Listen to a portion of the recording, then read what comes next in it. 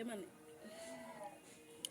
kuna mtu ananitaja, maana nasikiaga ishara ya mtu kinywa maji alafu kuwa napaliwa, maana kuna mtu anakusema vibaya au kuna mtu amekukumbuka. Kwa hiyo mimi nahitaji jibu hili moja, mimi nimesema vibaya au nimekumbukwa kwa wema? Hebu ngoja kwa nirudie tena. Nikipaliwa tena, basi ujue huyo mtu kanisema vibaya.